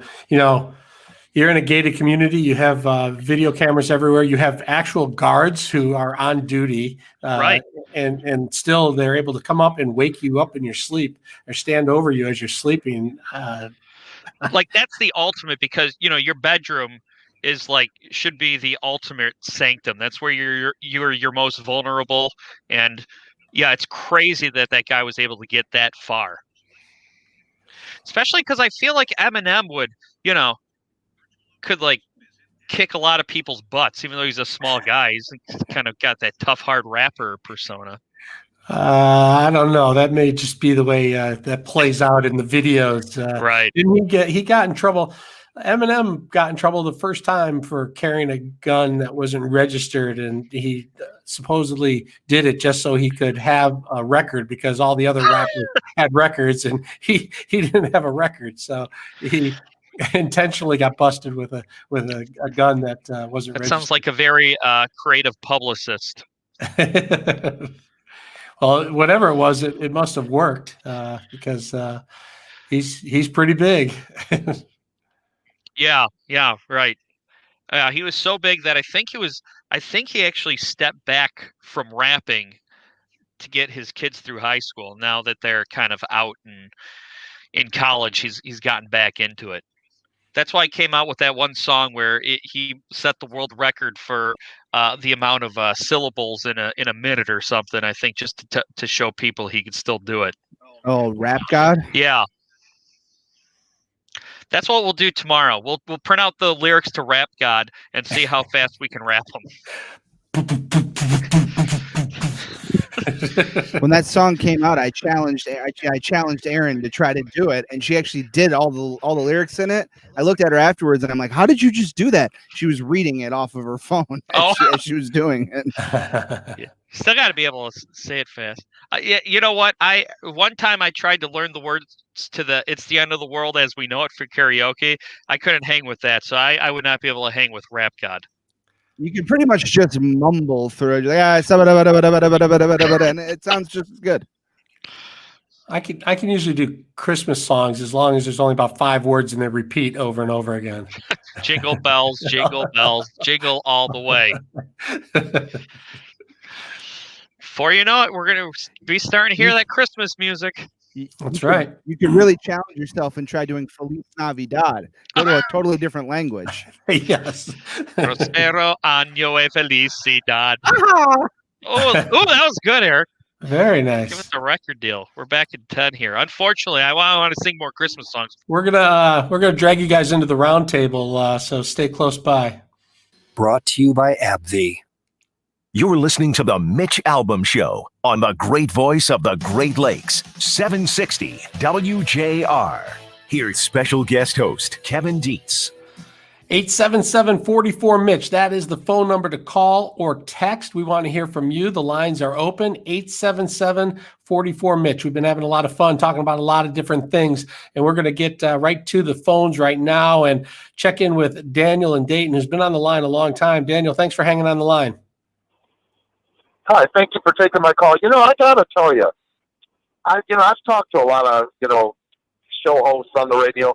You are the biggest gentleman I've ever seen. You never interrupt anybody. I mean, a lot of people could learn a lot of things from you. Even you just let people finish talking. You never interrupt them. I tell you, I got a lot of respect for you. You're really good. I just wanted to give you that compliment because you deserve it. You're an absolute gentleman. Well, I appreciate it, Daniel. Actually, I like to hear what everybody has to say. I'm sorry? I like to hear what everyone has to say. I like to hear their whole point and then take it in and consider what they're saying. So I try and let everybody have their say. As long as they don't go on a 5, 6, 7 minute rant, I'm good. Okay, I'll make it quick. Your last caller, I just have to make a comment. She was talking about Obama offering advice towards President Trump in regards to a pandemic and what would be good to our country. And, I can't speak for the president, but President Trump was probably thinking to himself, here's a guy that sent $150 billion to a country in cash on a tarmac that was chanting death to America and burning our flag.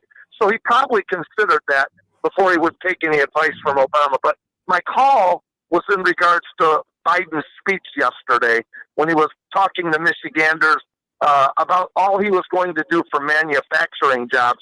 And I just wish he would have shared all these secrets with Obama, who told us that the manufacturing jobs, which, by the way, manufacturing jobs and every other kind of jobs were leaving in groves.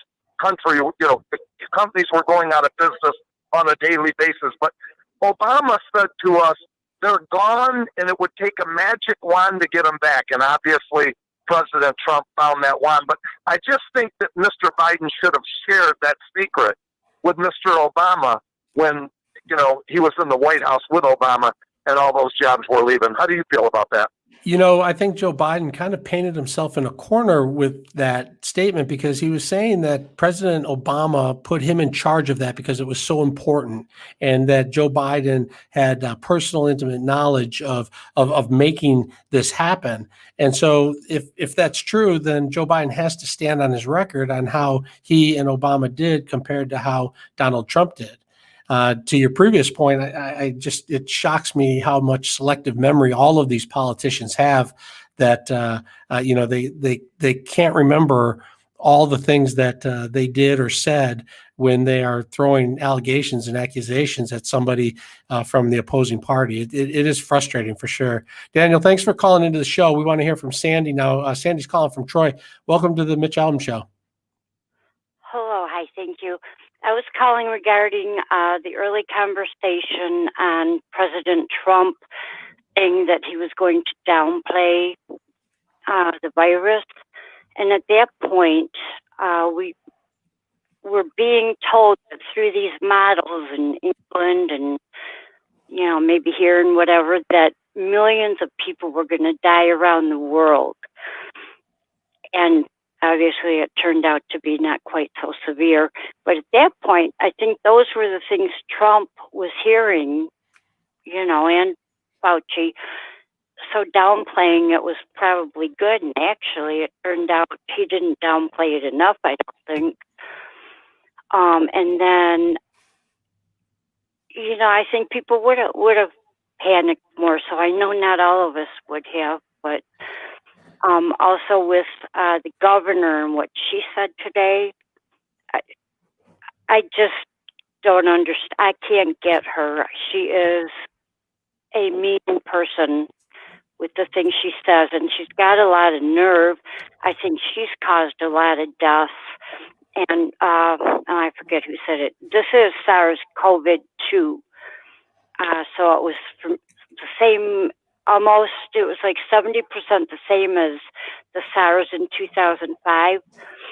And they also used hydroxychloroquine for that. And our governor, although she didn't totally ban it, I refreshed my memory on the letters she sent to pharmacists and doctors, and it was threatening to take their license She used it that she didn't want to see people stockpile, and that we would run out of hydroxychloroquine for people with arthritis and lupus and prevention of malaria.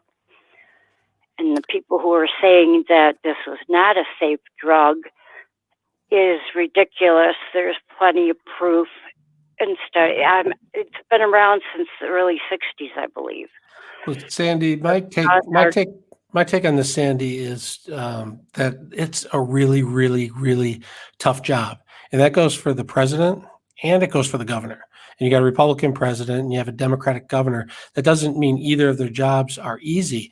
You're making decisions with people's lives on the line. You're trying to do the best you can. I cannot believe that President Trump wasn't trying to do the best he can. And to hear Dr. Fauci come out last night and say that he didn't think he was downplaying this. He thought he was sharing the information with the American public that the scientists and Dr. Fauci were sharing with the president was reassuring to me. And I believe that if they had come out and said, look, this thing is as bad as it possibly could be, if they gave a worst case scenario, I think there would have been a massive panic. I think there would have been a run on grocery stores, a run on the banks. I think there would have been all kinds of problems. Tough decisions by the president that he had to make in real time. Same thing goes for the governor. You know, the governor is trying to save lives here in Michigan. She may be trying to get elected or get Joe Biden elected, but I think first and foremost, as a person, she's probably trying to make the right call with the information she has. And she's listening to doctors and listening to scientists, and she's trying to determine what's in the best interest. And maybe Donald Trump, as a 78-year-old male, feels differently than she does as a 50-year-old female who has younger kids. I don't know. I can't pretend to know. But I do believe that both of those people tried to and are trying to save lives where they can. Can I say something? Yeah. I just thought it was awful what she said today, that the person in the White House is our biggest enemy ever. I know I paraphrased that. I can't. But I know what you're saying. Yeah, I played the clip a little earlier in the show, and that's the part of politics that is so troubling. That I think people are really dying for the old days where the two parties would have a fireside chat and debate their issues and really try and make points based on facts, where now it seems like one side is screaming. And look, the Democrats are screaming at the Republicans are screaming at the Democrats. I find it hard. Really, except for Trump. What's that? Trump. I said it seems like the only one who is screaming back, really, just saying it as it is Trump. A lot of the other Republicans would continue to find out that they're actually against him. There's a new one. There's a new one out there I heard earlier who is, we didn't know. I wish I could remember the name, but that person is now against Trump and was secretly trying to help in sabotaging his re-election. Well, I know this isn't who you're talking about, but earlier in the week we had former Michigan Governor Rick Snyder on, who was a Republican governor from Michigan, and he's openly supporting Joe Biden because he says that Donald Trump doesn't have the civility to be president, that he's so divisive that the country is in worse shape with Donald Trump than it would be with a Democrat. And Rick Snyder, the former governor, was saying and has been saying that he's a true loyal Republican, but that he'd rather see the Democrats and their policies come back into office for the next 4 years because Trump is that divisive. It's troubling. I don't know that I agree with Rick Snyder or not, but it's troubling that we're in this position. All right, Sandy, thanks for the call. Daniel, thanks for the call. Brian, thanks for the call. We appreciate everybody calling in. We're going to take a quick break. When we come back, we're going to talk about free school for frontline workers. But first, let's check traffic and weather with Michael Stetz. This report is sponsored by Fresh Time Farmers Market. It's no surprise that healthy living begins with what we eat. Stop by Fresh Time Market for large red, green, or black seedless grapes. 99 cents a pound. Now through September 15th. You can trust Fresh Time to bring you real food at real affordable prices. In Wayne County, road construction on the Southfield northbound at Michigan Avenue. That single lane closure scheduled through early November. Plan on delays. And in Macomb County, you're moving slowly right now on M59 eastbound between Mountain Road and Van Dyke. Now WJR weather first from the Weather Channel. Overcast skies for tonight with a low around 50. Friday with a high tomorrow of 70. Right now it's 64 degrees. I'm Michael Stutz, WJR News in 1 minute.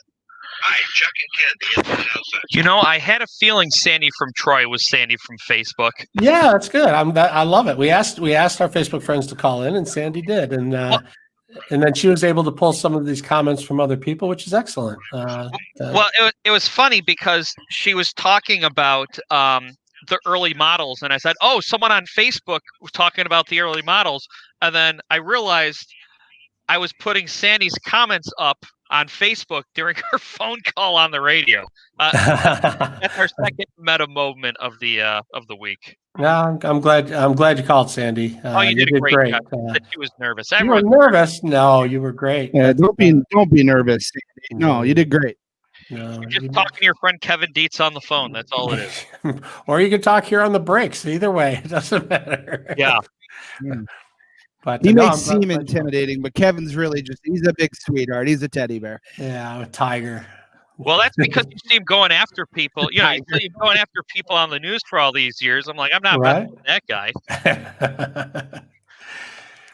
Well, did you see they got their first round of funding for $800 million to rebuild the roads? Remember the roads? Oh. Remember we're gonna fix the roads before the pandemic. Somebody was asking about that on Guy's show, and we're like, yeah, well, and you know what? I don't really blame the governor for the roads going on the back burner. There's this little pandemic thing that we're dealing with, but okay, that's good. But I would imagine it sounds like a lot of money, but I imagine 800 million doesn't go that far when you're fixing roads. Yeah. I thought when we all came 800 million, that'll cover Orchard Lake and Telegraph. Yeah. I thought when we all come out of our bunkers here after COVID's over, I thought all the roads were going to be fixed. I thought that's what they've been doing out there. Right? Yeah. I think. Nope. The construction workers have been quarantining as well. That's not good. Yeah. But I remember that big groundswell. Everyone's like, hey, if we're going to be stuck inside anyway, why don't they fix the roads now? Well, Sandy, you're going to just have to be a regular caller now. You got to chime in on the Lions, and you talk about the roads. We got politics, football. You know what? One thing I do like is pandemic traffic. I've not been in a traffic jam in quite a while. Yeah, no, that's been nice. That's one of the nice things actually about living in Michigan. Anyway, the traffic here is nothing compared to Chicago and New York and San Francisco and LA and even Atlanta. I drove in Chicago for the first time in a long time about a year ago. And I was like, what? I remember I GPS to a place that was 20 miles away, and it said, it'll take you an hour and a half. And I'm like, what? And I'm like, oh, okay, I see. That's probably why everyone takes public transportation.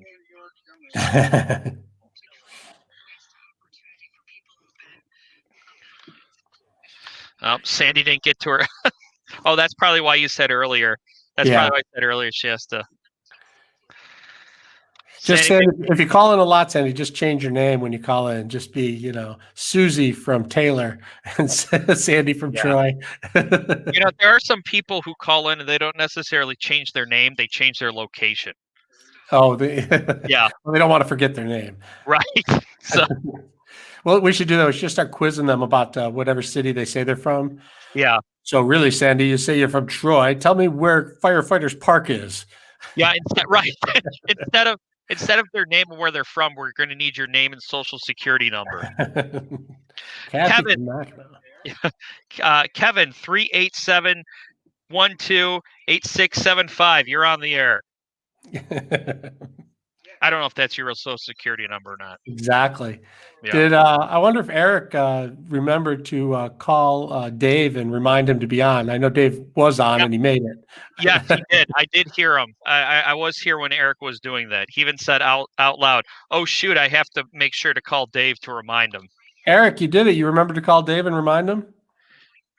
Can you hear him? Nice. All right. He's the only one mistake-free so far. Yeah, that's true. I may not have been punctual with my remembering to do it, but I remembered to do it. You just did it just now? Yeah, he did it a half hour after the interview. Yeah, I called him 30 minutes after the interview. Dave, you're still good to be on. Oh, wait, you were already on. My bad. Yeah, are you still good to be on a half hour ago? Dave, here's your reminder 12 seconds before the interview. Oh, yeah, that happens to us all the time. Mark, good to see you, by the way. I know you checked in earlier. Clay loves the show. Clay, I'm more awake than when I do Paul W.'s show. I'm still half asleep when I do Paul's show. By Mitch's show, you're wide awake. I got to say, when I fill in that early, it's almost like do you know how sometimes you'll be driving and you're on such autopilot that all of a sudden you're like, oh, I'm where I was supposed to go. Except that that extra hour and a half is a lot of extra show. It is a long time. You're like, you look up and you're like, what do you? It's only 7:30. My gosh, I've been here for 2 hours. Right. Well, especially doing these afternoon shows. You go from doing that to these afternoon shows. It's like, wow, I could have just coughed an hour, 2 hours. Sandy, good luck with your hope on the NFL, but it's going to be political. Yeah, that horse. Everything is political. It Yeah, doesn't matter what. We can't have a single conversation without it being politics involved. Yeah, sports are no longer going to be the escape. That's just the way of the world here. Wait till people take sides on that M&M case. It'll be Republicans versus Democrats. You're listening to the Mitch Albom Show on the great voice of the Great Lakes, 760 WJR. Here's special guest host Kevin Dietz. We've all been so grateful to the frontline workers who've been keeping things going during the pandemic, the people who are stocking shelves at the grocery store, delivering supplies, picking up trash, manufacturing PPE, all the folks at the hospitals, the police, everybody who's been out there on the front lines. Well, how about a thank you with some free education? That's the plan that looks like it's in place now. And here to talk about it, tell us how it works and who qualifies is Jeff Donofrio, Director of the Department of Labor and Economic Opportunity. Jeff, thanks for being on the Mitch Albom Show. Kevin, thanks for having me. I saw the headline pop up and it said Governor Whitmer launches new First in Nation Futures for Frontliners program to offer essential frontline workers a tuition-free path to community college. I applaud that. That is awesome. How does it work? Where's the money come from, and who gets the education, and what's the education going to look like? Yeah, great questions. And this is really modeled after the GI Bill, right? That was rewarding another set of heroes about 75 years ago who were coming back from the front lines of World War II. We thought that the individuals, those folks that you talked about, right, who kept hospitals running, who are keeping, water and electricity flowing, who, are helping us put food on the table and manufacture that, PPE and ventilators and all those important things that frontliners and essential workers are doing, that they need to be rewarded as well. So, for those individuals who don't have a college degree, we're offering free community college tuition to get a certificate, to get an associate's degree, or even make their way onto a bachelor's degree. And, for some of these folks, there's 650,000 in the state of Michigan who would qualify. About 125,000 don't have a high school diploma. So we've got their backs too, and we want to help them get that high school completion and a certificate at the same time. So really critical because education is linked to income. It's linked to opportunity. It, helps you be less exposed to unemployment or shifts in the economy. So it's not only a good thing for those individuals that we reward them, but it's helpful for families and for the state of Michigan because those folks will be trained and ready to take the thousands of jobs out there that go unfilled every year. Yeah, when the pandemic hit and the shutdown came and we found out who essential workers were, we also found out that a lot of the essential workers were some of the lowest paid workers in the workforce. And this provides an opportunity for people who are perhaps underpaid to go get the paper that they need to get better paying jobs. To be able to go and get your GED from high school and then to have an actual ability to go to a community college it opens doors that many people just never would believe possible. That's right. It's really hard a lot of times when you're making minimum wage or you're making, you're in a low wage job to, move along that career pathway to advance. We know that upskilling, that education can help do that. We wanted to remove one of the barriers along that path, though, in terms of the cost of tuition. And some really great employers, some of which that were staying with us today, are embracing this too, and helping provide additional support, additional mentoring to say, hey, if you're working the cash register at the Kroger, we actually have a pharmacy tech job in the back that pays, twice or three times as much. If you just go and get this degree, we're going to help you, get that degree and then also offer you that job. So here's some of the requirements. Be a Michigan resident, have worked in essential industry at least part-time for 11 of the 13 weeks between April 1st and June 30th, have been required by their job to work outside the home at least some of the time between April 1st and June 30th, not have previously earned an associate or bachelor's degree, not be in default on a federal student loan, and they need to complete a scholarship application by 11:59 p.m. on December 31st. So they'll want to make sure they did that. Do we have any idea how many people we are hoping will qualify and how many will take advantage of this? Well, we're hoping as many as possible will explore the opportunity at michigan.gov/frontliners. That's michigan.gov/frontliners.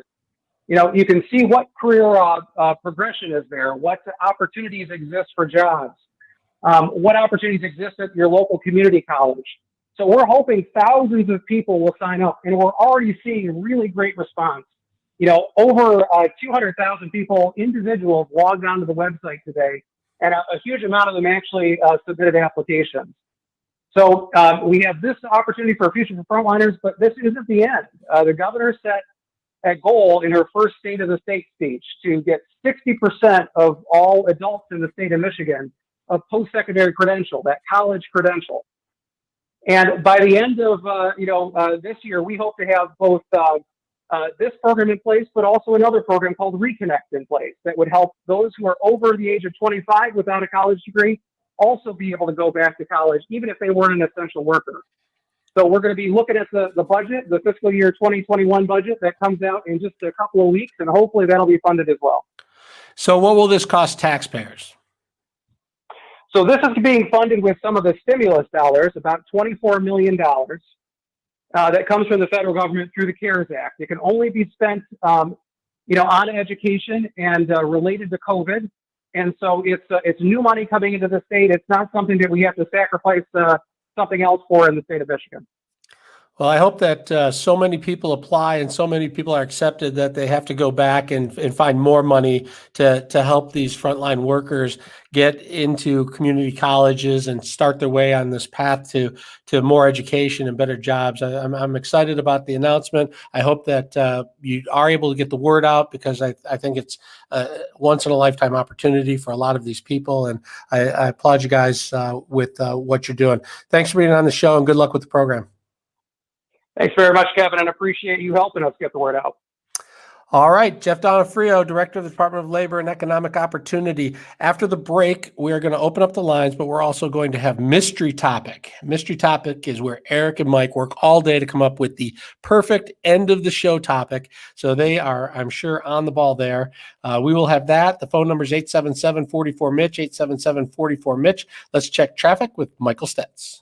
This report is sponsored by Fresh Time Farmers Market. It's no surprise that healthy living begins with what we eat. Stop by Fresh Time Market for large red, green, or black seedless grapes. 99 cents a pound. Now through September 15th. You can trust Fresh Time to bring you real food at real affordable prices. In Macomb Township, you're moving slowly right now on M59 eastbound between Groesbeck and Gratiot Avenue. And in Wayne County, upcoming construction on 94 eastbound between 75 and 11 Mile. That's beginning Friday at 9 p.m. All lanes scheduled to close until 5 a.m. on Monday. Now, WJR weather first from the Weather Channel. It's been a gray Thursday and more cloudy weather here into tonight. I think the sunshine returns into our Friday forecast and into the weekend with some warmer numbers, mid-50s for tonight. Most of the rain's west of Lake Michigan. Partly cloudy Friday, high of 70. We definitely oversold how much effort we put into this. Hey, you gotta drop a powerful tease to get people to stick through the break. Don't ever accuse me of being on the ball. Oh, there we go. As I did that. All right.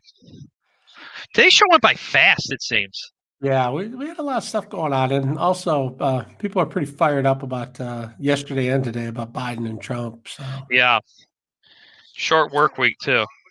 And tomorrow we got to fire off a happy birthday to Rich, right? Yeah, his birthday is Saturday, so yeah. We'll put that in the notes for the final segment with D-Mac and birthday wishes. Today is Benny Napoleon's birthday. Oh, happy birthday, Sheriff.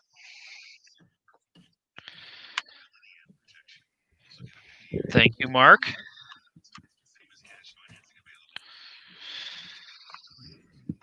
Yeah, actually.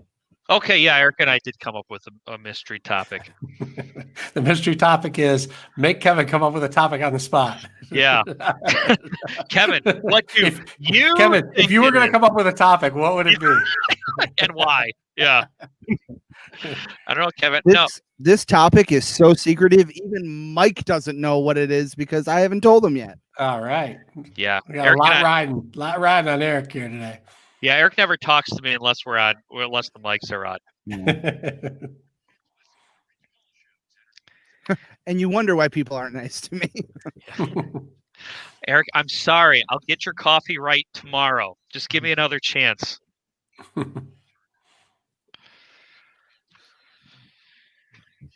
Yeah, short week.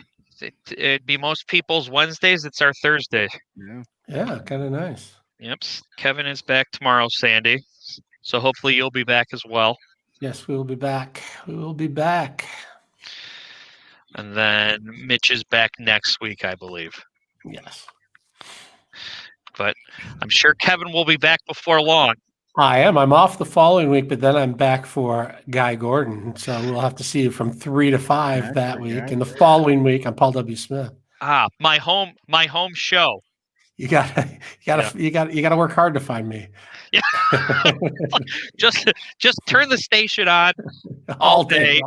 Kevin will pop up eventually. Somewhere between 6 a.m. and 7 p.m. You're gonna find Kevin Dietz.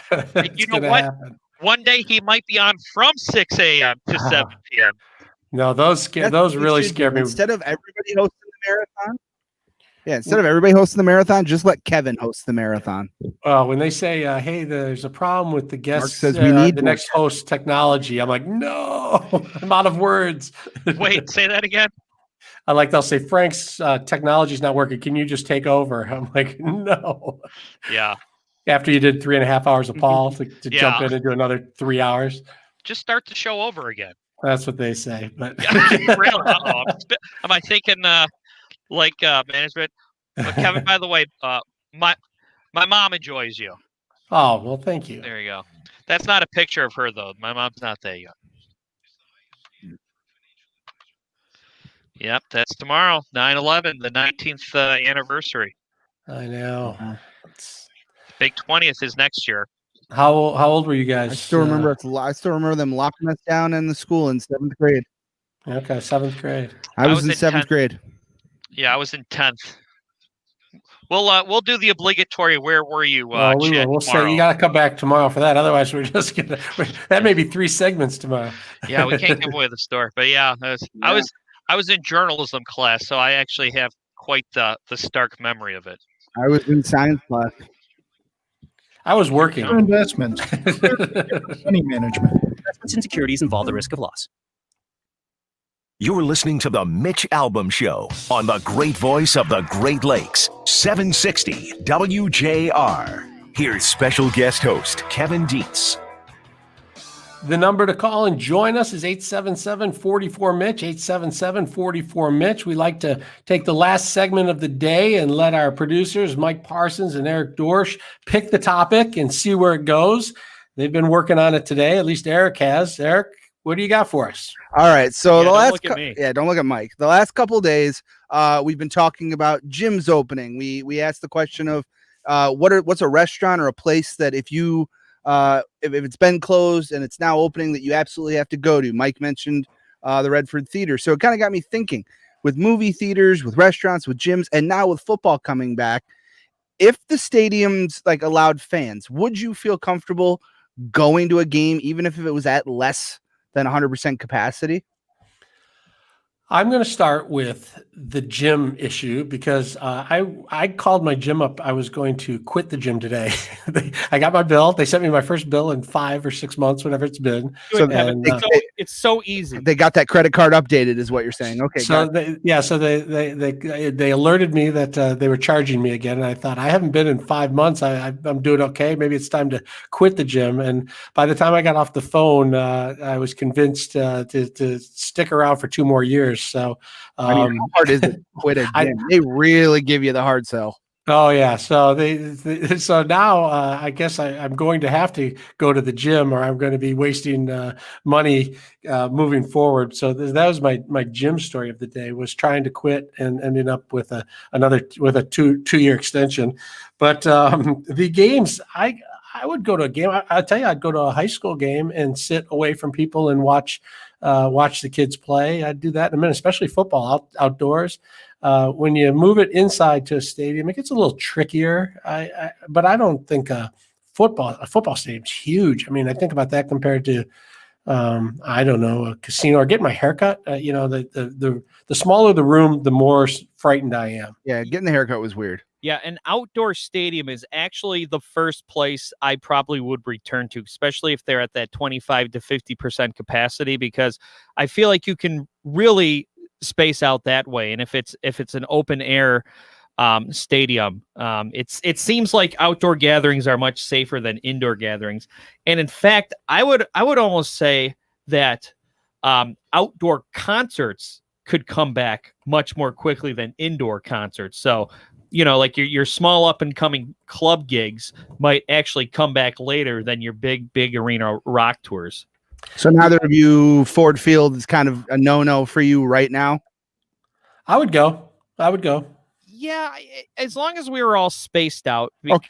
So what does it have to be though? What like are you talking 50% capacity, a little over that? Just enough so that I can be 6 to 10 feet away from the nearest stranger. Okay. Which I liked anyway before the pandemic, and now it's just being encouraged. Now it's a good thing. Yeah, I gotcha.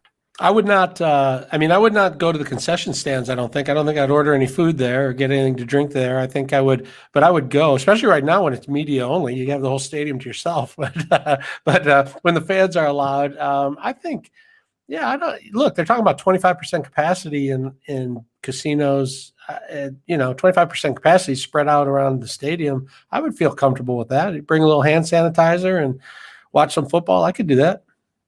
I don't know that I could do it. I mean, I get the space and all that, but I feel like the second I walk through the doors, it would just be going through my head of, how much of precautions have they taken in this place? Is that person going to get a little too close to me and all that? And not that I'm a paranoid person about it. It's just in your home, you can control it. It's in a controlled environment. You go to grocery stores and that you can mask up and glove up if you want. But like going to a stadium and all that, it's a big place for them to be able to clean every square inch of.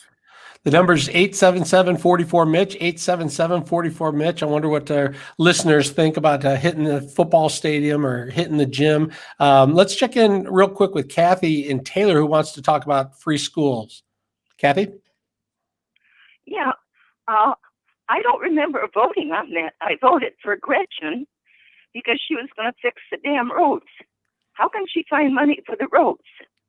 They actually got their first $800 million today for the roads on that $3.5 billion loan that's coming. They put up means I have to pay for it. For the schools. You don't want to pay for the free schools for the frontline workers? Is it when those towers come down in Detroit? What about those people that lost their lives? I'm not sure I'm following, Kathy. So you're saying that the plan to use federal funds to pay for community colleges for frontline workers, that money should be used somewhere else? She promised us the roads. What happened to the roads? Who's going to pay for my new tires and my struts? Okay. Yeah. Well, no, absolutely. She ran on fixing the roads. That was the sole issue, was fixing the roads. And we got to the end of the first year and we asked the governor about fixing the roads, and she said that the Republican legislature wouldn't allow her to come up with a plan, so she had to have a plan B, and that plan B was to borrow $3.5 billion that we'll all have to pay back with interest. But she was determined to get the roads fixed, and then the pandemic hit. And now that things are starting to lighten up on the pandemic, they announced today that the first $800 million of the $3.5 billion is in the bank, and they're ready to start working on the roads. I should point out the $3.5 billion will not get the job done, not even close. So she is not going to fix the roads by the time her first term is up, and she's going to have to answer to that. And clearly, she's going to have to answer to you, Kathy. You feel that needs to be her top priority. It was her top promise, that's for sure. She hasn't answered anything. All right. Answer to nobody. She's the boss. She is the boss. She needs to fix the damn roads like she said she would, and we'll see how far she gets. The first installment of the money's in, and we'll see what happens. And believe me, when people stop talking about COVID, they will be talking about the roads. People are going to want to hold the governor accountable for the roads and for her promises. And we'll see. A lot of people say she's busy, trying to get Joe Biden elected. A lot of people said she was busy trying to become the next vice president.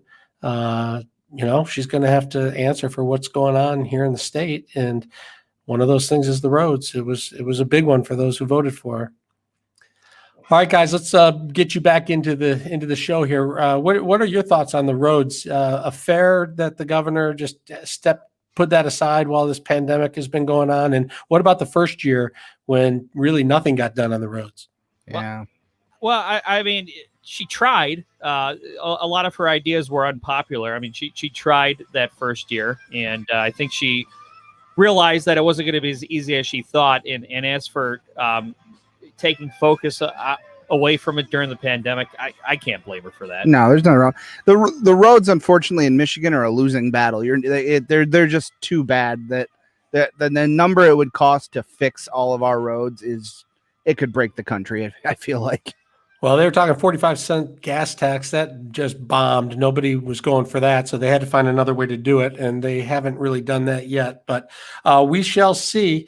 That's going to wrap it up for today. Thanks, guys, for all your help. Thanks to the callers. Thanks for everyone on Facebook, everyone listening on WJR 760 AM. We will be back tomorrow. Right now, we're going to check traffic and weather with Michael Stetz. This report is sponsored by Everstream, the business-only fiber network. All right, everyone. Thanks for watching. Thanks for listening. We'll talk to you all tomorrow. You guys threw me a curveball there with the caller. Sounds with the good. roads. See you guys. I thought the caller was calling about the schools, and it was about the roads. I had to go back into my memory on all those numbers and dates and times. I think a lot of times what happens is our callers will call it on one thing, and while they're on hold, they'll hear something else or something else will pop into their brain, and then they switch it. She never mentioned a word about the roads to me when I talked to her. She's like, I want to talk about the free schools. I didn't agree to pay for that. She never really mentioned anything about the roads. Oh, that's so okay. It doesn't matter. It's just fun. That's the fun of live radio. Got to be on your toes. That's right. Absolutely. All right, guys. Everyone. Have a great night. All right. Thanks, everybody. See you for guys watching. tomorrow. See you at Facebook. Yeah.